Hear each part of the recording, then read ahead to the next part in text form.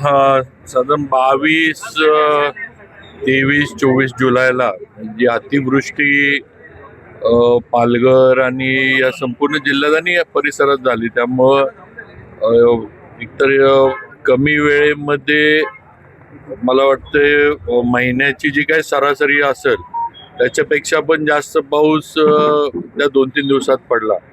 आणि एकंदरच परिस्थिती आपण इकडची सगळी त्यावेळेला टीव्हीवर बघत होतो. हे रस्ते, लाईट, मोबाईल नेटवर्क, रेल्वे हे सगळंच बंद होतं, एवढं पाणी सगळीकडे झालं होतं. आणि अशा याच्यामध्ये PWDचे पण काही रस्ते यामध्ये म्हणजे नुकसान त्याचं झालं. काही ठिकाणी जे जुने पाईप ड्रेनचे पूल होते, त्याला आपण मोऱ्या म्हणतो, ते वाहून गेले. काही ठिकाणी रस्त्याचे भराव वाहून गेले आणि वाहतूक जी आहे ती बऱ्याच ठिकाणी खंडित झाली. म्हणजे 25-30 पेक्षा जास्त ठिकाणी पावसाच्या दयानं वाहतूक खंडित झाली. काही ठिकाणी 24 तास वाहतूक बंद सुद्धा होती, कारण पाणी जेवढं होतं की रस्ते पूल हे सगळे पाण्याखाली होते. अशा याच्यामध्ये तातडीनं काही दुरुस्त्या करून काही रस्ते आपण तात्पुरते सुरू केलेले आहेत. आता परवा मुख्यमंत्री देवेंद्रजी फडणवीस साहेबांनी पालघर जिल्ह्यातील सर्व लोकप्रतिनिधी, सर्व प्रशासकीय अधिकाऱ्यांची बैठक ही मुंबईमध्ये घेतली होती आणि जे काही दुरुस्त्या वगैरे जे काही करायचे आहेत आणि जे काही उपाययोजना आपल्याला करायला लागणार आहेत. म्हणजे आता आपण बघतोय की पाऊस आता पूर्वीसारखा असा सलग पडत नाही. एखाद्या महिन्यात 4 दिवसात, आठवड्यात एकदमच पाऊस होतो आणि नंतर सगळं उडून जातं. पण तो एकदम होणारा पाऊस जो आहे त्याच्यामुळं नुकसान फार मोठ्या प्रमाणावर रस्ते, बिल्डिंग सगळ्यांचं, म्हणजे शेती वगैरे सगळ्यांचंच होतं. आता याच्यामध्ये असा पाऊस परत परत होत राहणार. निसर्ग हा सगळ्या प्रदूषण म्हणा, एन्व्हायरमेंटच्या याच्यामुळे लहरी झालाय.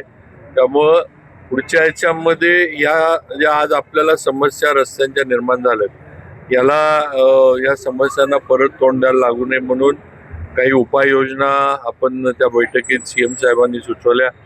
डिपार्टमेंटनं काही तयार केल्यात. अनेक ठिकाणचे जे पाईप ड्रेन आहेत ते म्हणजे ते पाईप ड्रेन बंदच करून टाकायचे आणि स्लॅबचे पूल जे उंच असतात ते करायचे, म्हणजे उद्या येणारं पाणी जे आहे ते खालच्या खालनं निघून जाऊ शकतं. पाईप ड्रेनमध्ये प्रॉब्लेम काय होतो आपल्याला माहिती आहे की दगडं, माती, कचरा येऊन अडकला आणि पाणी वरनं प्रेशरनं आलं की ते सगळं पाईप सकट सगळं निखळून घेऊन जातं. त्यामुळं आता स्लॅबचे बांधकाम जे आपण म्हणतो, कन्स्ट्रक्शन करून स्लॅबचेच पूल करायचे.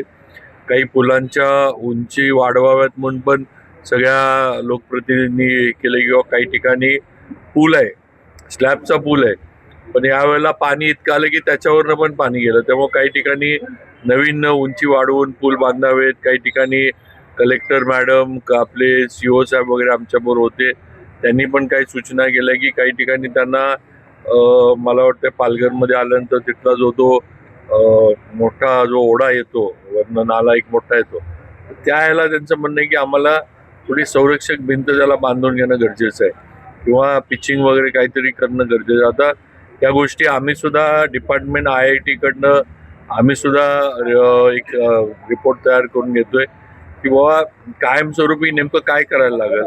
आणि आज तात्पुरतं आणि कायमस्वरूपी उपाययोजनामध्ये साधारण 175 कोटी रुपये आपल्याला लागतील.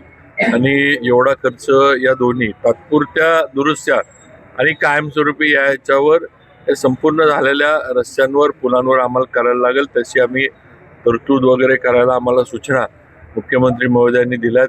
तशी आम्ही करून आता लवकरच कामं जी आहेत ती आम्ही हाती घेऊ. वाहून गेलेला आहे. सार्वजनिक बांधकाम विभाग यांना काय आर्थिक मदत देणार आहे का? जिल्हा परिषदेच्या देखरेखीखाली येतात ते साखर. आता त्या दिवशी जे बैठकीत झालं, जिल्हा परिषद असू दे, सार्वजनिक बांधकाम विभाग असू दे, महानगरपालिका असू दे, या सगळ्यांचा एक प्लॅन CM साहेबांनी सूचना दिल्यात कलेक्टर मॅडमना आणि आपल्या आयुक्त तुमचे महानगरपालिकेमध्ये सगळ्यांना, किंवा तुम्ही जे तातडीनं गरजेचं आहे आणि जे अडचणीचे जे झाले हे ताबडतोब तुम्ही प्रस्ताव द्या म्हणून. याच्यामध्ये जिल्हा परिषदचे रस्ते, साकव, PWDचे रस्ते, त्याच्यावर असणारे ब्रिज, या सगळ्या गोष्टी त्याच्यामध्ये अंतर्भूत केलेल्या आहेत. त्यामुळे या सगळ्याला निधी जो आहे तो नक्की मिळेल आणि साखव वगैरे जे वाहून गेले, जे खराब झाले, ते आता या पावसामध्ये ज्याचं नुकसान झाले, ते सुद्धा दुरुस्त करायचं काम जिल्हा परिषदचे असले तर जिल्हा परिषद ग्रामविकास विभागाकडनं केलं जाईल आणि PWDचं आमच्या विभागाकडनं केलं जाईल. एजन्सीवरती कारवाई करण्यात येते, मात्र ते ठेकेदार दुसरं एजन्सीचं नाव बदलून पुन्हा कामं घेत आहेत. अशांवरती काय कारवाई? आता ह्यात काय माहिती का, कारण ह्या कायद्याच्या पळवाट आहेत थोड्या. म्हणजे तुम्ही म्हणताय हे आम्हाला पण अनेक वेळेला अडचणी विभाग म्हणून आमच्या पुढे पण येतात. ब्लॅकलिस्ट करायचं म्हणलं की एक कंपनी ब्लॅकलिस्ट केली की दुसरी कंपनीच्या ह्याच्यावर किंवा दुसऱ्या फर्मच्या ह्याच्यावर काम घ्यायचं. आता हे थोडं कायद्यामध्ये ही पळवाट आहे, हे आपण म्हणताय ते आम्हाला पण मान्य आहे. पण शेवटी आम्ही पण थोडं म्हणजे अजून कशा पद्धतीनं या पळवाटा बंद करता येतील किंवा आता ही इथली सुद्धा आता आपण ही जी कामं घेणार आहे, आता ही कामं घेताना पण आपण या पद्धतीनं जो पाऊस होतो किंवा आपल्या विभागात असं पण पावसाचं प्रमाण नेहमीच जास्त असतं, व थोडे आता पुढचे पण रस्ते जे आपण करतोय ते नेहमीचे जे आपले पॅरामीटर्स आहेत ते सोडून जास्त काय म्हणायचं, त्याचा दर्जा अजून चांगला कसा राहील, त्याचे पॅरामीटर्स अजून हेवी ज्याला आपण म्हणू, असे करून पुढचे रस्ते करायचं आमचं नियोजन आहे. ते समजा परत पुढच्या वर्षी किंवा अजून पण आपलं म्हणजे मान्सून चालू आहे, परत असं काही पाऊस झाला एवढा मोठा तर रस्त्यांना तरी नुकसान झालं नाही पाहिजे.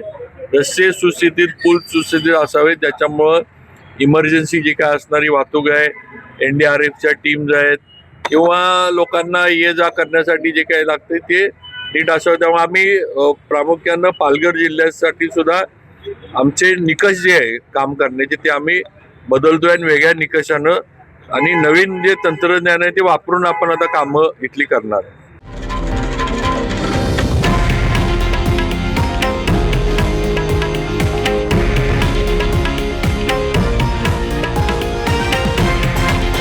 हे आहे देशातील नंबर 1 न्यूज नेटवर्क आणि आपण पाहत आहात TV9 मराठी, एकमेव.